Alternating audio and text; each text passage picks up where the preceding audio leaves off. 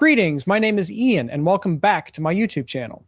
So this morning, I saw that I had a newsletter from Burning Shed, and what was included at the very top of said newsletter, but an announcement that King Crimson are continuing their complete recording sessions / Dolby Atmos series.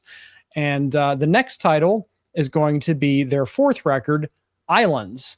And, I'm not the biggest fan of the Islands record.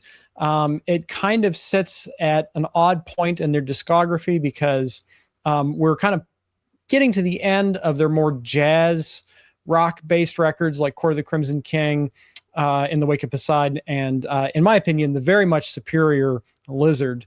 And this is the weakest of the four, and it's kind of the last one of this kind of early Pete Sinfield era. And of course, the band would return a few years later with one of my very favorite records of theirs, Lark's Tongues and Aspic. So I did know this was coming, and I almost thought for a moment that I wasn't going to get it. But after I saw what's included, I thought I had to make a video because this is really exciting. So there are two different variants of the 2026 version of Islands.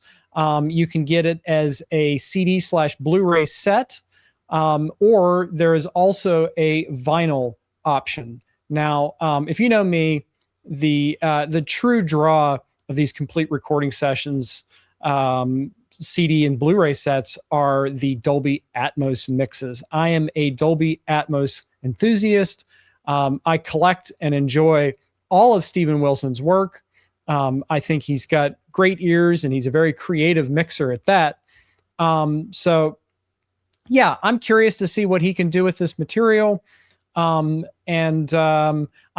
even more excited by the extras. So you get on the first disc, you get new 2026 stereo mixes by Steven Wilson of the entire record, plus elemental mixes produced and mixed by David Singleton. Now, these are usually very different in ethos to the Steven Wilson mixes, and they often kind of deconstruct a mix to show you what it's made of. And in a lot of cases, they use elements from the recording sessions that weren't used in the original album. So to me, the elemental mixes are fascinating for one listen only.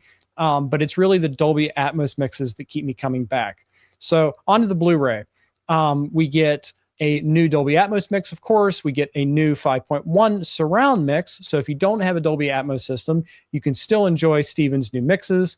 And let me tell you, Steven Wilson's Dolby Atmos mixes and his current work in 5.1 mixes always surpass his legacy 5.1 mixes. Islands was one of the first ones he did back in 2010 or so. And in my opinion, the 5.1 mix is starting to show its age. And he's always had a huge leap in when he upgrades his old mixes. And it's been 16 years. So, technology has improved a lot. Plugins have improved a lot. And as a mixer, I think Steven Wilson has had a lot more experience since then.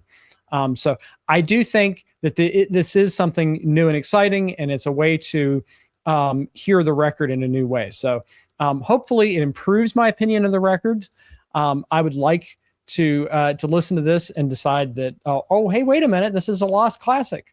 And, perhaps that will happen. Now, we also get new instrumental mixes of the entire record and the elemental mixes on the Blu-ray.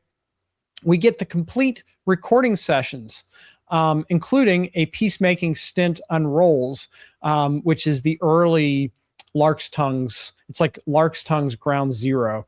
And that was included on the 2010 version, which I alluded to before. So it's nice to have it included here again, because it's not typical that all of the extras from the old version are ported over to the new version. So yeah, get a lot of recording sessions here. We also get the original mixes. It's the 30th anniversary master, but we do get the original mixes here, which is nice to have. But finally, here's the section that has me the most excited. We get live at Summit Studios, mixed in quadraphonic. So this is significant to me because Robert Fripp has said that he doesn't like to mix live material for surround sound. There's been a few exceptions. I think there was a concert on the Starless box set that was mixed in 5.1, but I just did not expect to see a live performance from the Islands Band because, as you may know, the Islands Band was the first time that King Crimson had toured since 1969. I don't think they toured Poseidon or Lizard, those two albums. So, in my opinion, the live recordings by this Islands record lineup are better than the Islands record itself. So this really sweetens the deal for me to get a complete show, complete performance. And this performance has been released before, and it's very, very good. So I think this is awesome, and I think it bodes well for the future. So let's talk about that for just a second. As I alluded to, this would not have been my next choice to do a complete recording session box set. I was hoping that we would get Starless. And I was also hoping that if we did get Starless, that we would get more live material mixed for Dolby Atmos, because previous complete recording sessions box sets did not include any kind of multi-channel live material. The only one that included live material at all, well, we did have the complete 1969 recordings box, which I do own. And it didn't have any live material mixed for multi-channel because there's no multi-tracks available for those performances. But for Red, we did get the USA album, and I suspect those tapes aren't available anymore, or maybe they are. I don't know, but it would have been nice to have that album or some of that performance mixed for surround. So I'm really happy and encouraged by the fact that they've mixed the Summit Studios performance for quadraphonic. Because I hope this means that if they do Starless next, we might get some live material from that era in surround. And going forward, I do hope that we get the three 80s Adrian Belew Band albums, Discipline, Beat, and Three of a Perfect Pair, as a complete recording sessions box set. I just like to get all three albums together. So you're going to have to let me know what you think. Are you going to pick this up? Are you excited? And what would you like to see as the next complete recording session / Dolby Atmos box set from King Crimson? And don't forget to like the video and subscribe to the channel. I do intend to review it, and you'll have to look, but on Sunday evening, I do plan to release a longer form video where I talk with my colleague Jonathan Cornell about a few other multi-channel releases, but we also do talk about Islands a little bit. So if you subscribe to the channel, you won't miss that.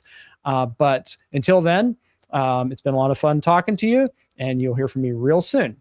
Alrighty, take care. Bye-bye.